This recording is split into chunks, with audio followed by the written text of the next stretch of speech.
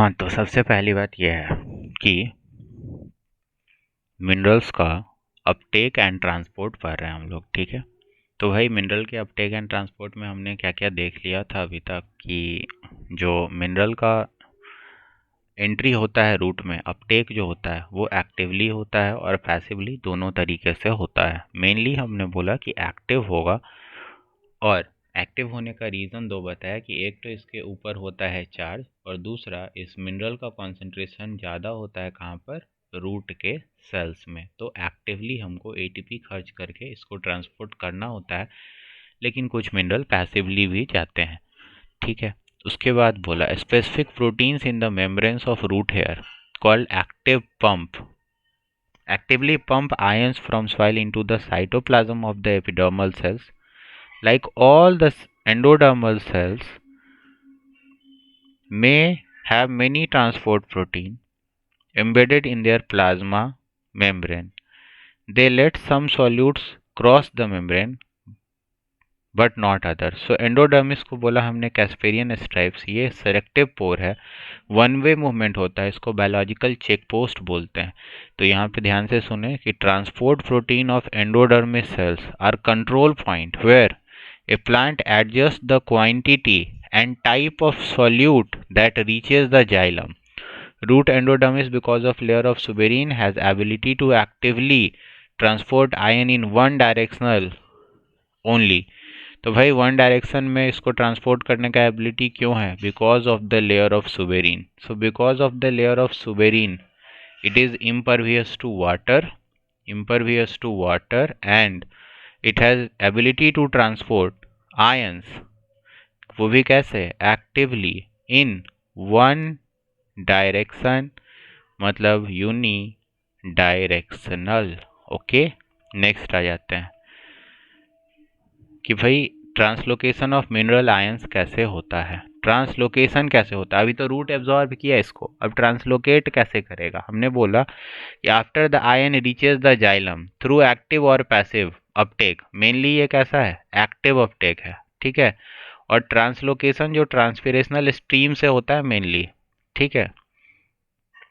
तो देखो, जो आयन एब्जॉर्ब हुआ, जो एक्टिव से पैसिव से या फिर कॉम्बिनेशन ऑफ एक्टिव पैसिव से हुआ, उसको फर्दर स्टीम से और भी पार्ट अप टू स्टीम या फिर और पार्ट तक जाना है थ्रू ट्रांसपिरेशनल स्ट्रीम। अब सिंक जो होता है, मतलब जहाँ पे इसको जाना है, वो है mainly growing region of the plant such as apical lateral meristem, young leaf, developing fruit flower seed and storage organ. These are the sink, जहाँ पे जाना है तो वहाँ तक पहुँचेगा वो ट्रांसपिरेशनल स्ट्रीम से। अब वहाँ पे होगा unloading of minerals occurs at the fine vein ending. अब ये अनलोडिंग होता है at sink by diffusion, right, and active uptake by the cell. Unloading किससे होता है? डिफ्यूजन से। और अपटेक सिंक वाले सेल कैसे करते हैं? एक्टिवली करते हैं। तो जो ट्रांसलोकेशन से चीज़ गया है ट्रांसपिरेशनल स्ट्रीम से, उसका अनलोडिंग किस प्रोसेस से होता है? डिफ्यूजन से। कहाँ पर होता है? होता है eight the fine when endings through diffusion. And Uptake कैसे होता है? एक्टिव अपटेक होता है। अब जो मिनरल आयंस हैं ये फ्रीक्वेंटली मोबिलाइज होते हैं, कहाँ से कहाँ? ओल्डर डायरेक्शन से, from older senescing part. Older leaf जो होता है एक्सपोर्ट करता है मिनरल कंटेंट को यंगर लीफ से। Similarly before leaf fall in dioecious plant में लीफ फॉल से पहले मिनरल को रिमूव किया जाता है ऐसे पार्ट से और दूसरे पार्ट तक भेजा जाता है। अब यहाँ पे खास बात, जो एलिमेंट मोस्ट रेडली मोबिलाइज्ड है वो है phosphorus, sulphur, nitrogen and potassium, ठीक है। फॉस्फोरस, सल्फर, नाइट्रोजन, पोटेशियम जो है वो रेडली मोबाइल एलिमेंट है। कौन कौन सा? तो यहाँ लिखो, जो मोबाइल है वो है phosphorus, sulphur, nitrogen and potassium, ठीक है। NPKS,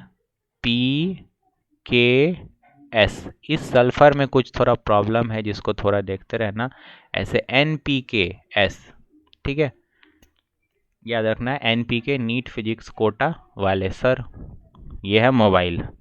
कौन? NPK सर, ठीक है, NPKs इसको याद रखेंगे। उसके बाद सब elements that are structural component like calcium are immobilized, calcium 2+ immobilize है। अब भाई रीमोबिलाइजेशन होगा multi directional through phloem. Next आ जाते हैं, analysis of xylem exudate shows that some of the nitrogen travels as inorganic form,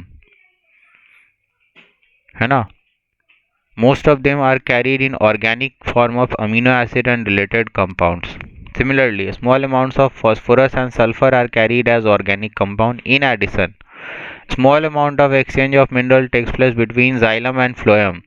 तो basically बात ये है कि नाइट्रोजन मेनली ऑर्गेनिक तरीके से मतलब ट्रांसपोर्ट होता है ना। Small amount of phosphorus and sulphur are carried as organic compound, तो फॉस्फोरस सल्फर का कुछ अमाउंट ऑर्गेनिक है। Water and inorganic compound, phosphorus sulphur का कुछ पार्ट है इनऑर्गेनिक, मैक्सिमम पार्ट है फॉस्फोरस सल्फर का इनऑर्गेनिक, कुछ पार्ट है ऑर्गेनिक। तो यहाँ लिखा कि जाइलम फ्लोएम के बीच में भी एक्सचेंज होता रहता है थोड़े अमाउंट में। तो the xylem we can clearly से make a distinction, we can not clearly say that xylem only transport inorganic nutrients while phloem only organic nutrients as traditionally it was believed। तो भैया clear इसमें बात जो है वो ये है कि NPKs जो है वो मोबाइल है, बाकी ये दोनों रीमोबिलाइज नहीं होता है, और बाकी और वो रीमोबिलाइज होता है, बस इतना याद रखना है। एक चीज़ और देखो, phloem transport from source to sink, यहाँ पे क्या होगा, ओल्ड वाले रीजन में, यंग वाले रीजन में किस किस चीज़ का फ्लो होगा, नाइट्रोजन NPKs का, ठीक है। जब सॉइल में डेफिशिएंसी होगा तो डेफिशिएंसी सिम्टम सबसे पहले कहाँ दिखेगा, ओल्डर लीफ में या फिर यंगर लीफ में, यंगर लीफ में या ओल्डर लीफ में, ओल्डर लीफ में, है ना।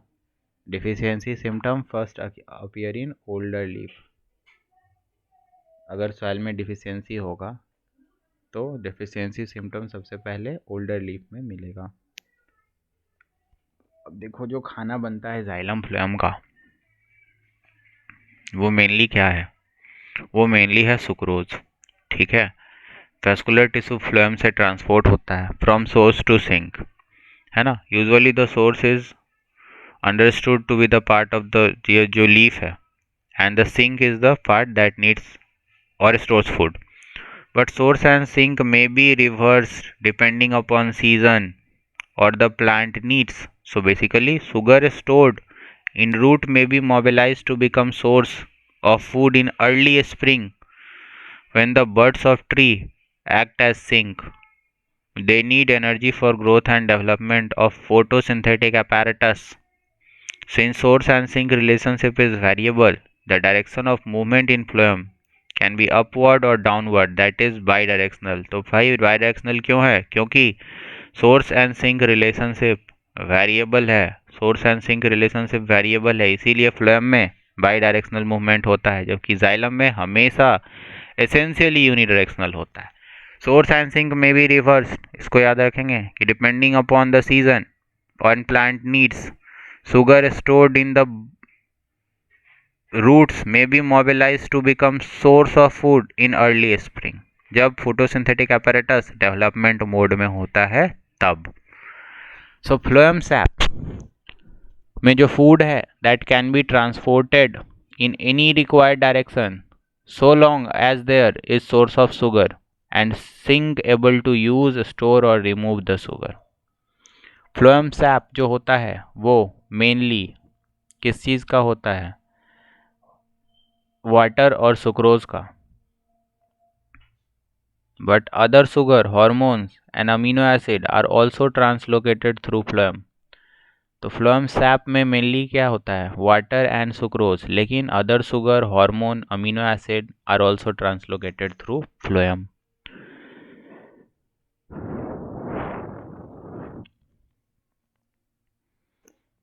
अब ये जो मास फ्लो हाइपोथेसिस है वो कैसे होता है, देखो यहाँ लिखा है कि most accepted mechanism of translocation of sucrose from source to sink is called pressure flow hypothesis. यहाँ पे as sucrose is prepared at the source by photosynthesis, it is converted into as glucose is prepared as photosynthesis, it is converted into sucrose. The sugar is then moved from in the form of sucrose into the companion cell and then into the living phloem sieve tube cells by active transport. ठीक है, तो basically phloem में sucrose गया, companion cell में गया, उसके बाद actively इसको ट्रांसपोर्ट किया गया सीव ट्यूब सेल में। तो फ्लोएम लोडिंग जो होता है, मतलब सीव ट्यूब के अंदर लोडिंग, वो एक एक्टिव प्रोसेस है। फिर सीव ट्यूब सेल में कॉन्सेंट्रेशन बढ़ जाएगा तो वाटर पोटेंशियल कम हो जाएगा, तो एंडोऑस्मोसिस होगा जाइलम से, पॉजिटिव प्रेशर क्रिएट होगा। अब ये पॉजिटिव प्रेशर क्रिएट होगा तो ये पुश करेगा और सिंक में होगा अनलोडिंग। अनलोडिंग भी एक एक्टिव प्रोसेस होगा, तब यहाँ पे वाटर पोटेंशियल बढ़ जाएगा और एक्सोऑस्मोसिस टू जाइलम हो जाएगा।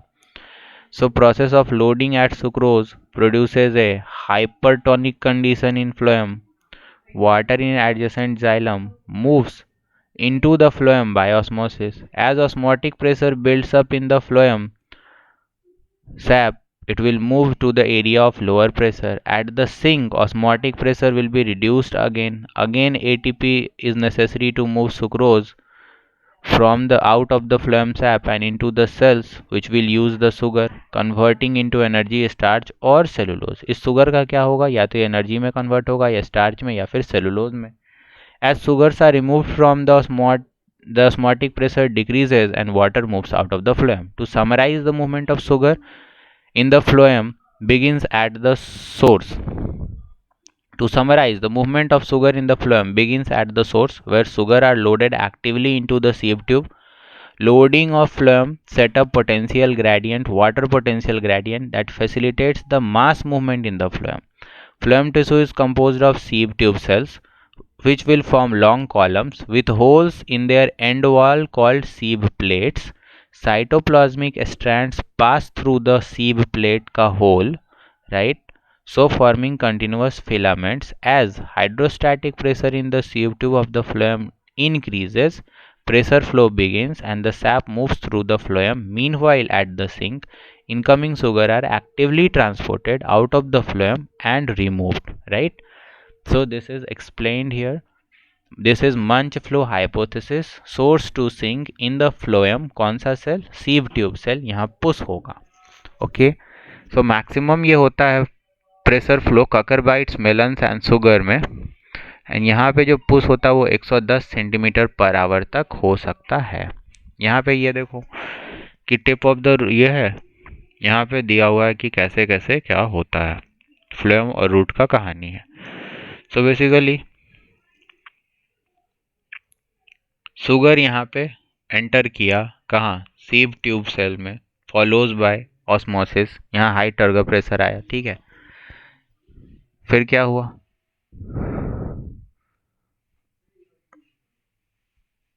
इस प्रोसेस को देखो और क्या, चैप्टर ही खत्म। अब एक एक्सपेरिमेंट है called girdling experiment. Girdling experiment is used to identify tissue through which food is transported. Bark को रिमूव किया गया अबव द स्टीम और swollen part of the steam becomes swollen after few weeks. This simple experiment showed that phloem is responsible for translocation and इसका directional है ना, transport takes place in one direction, that is towards the root.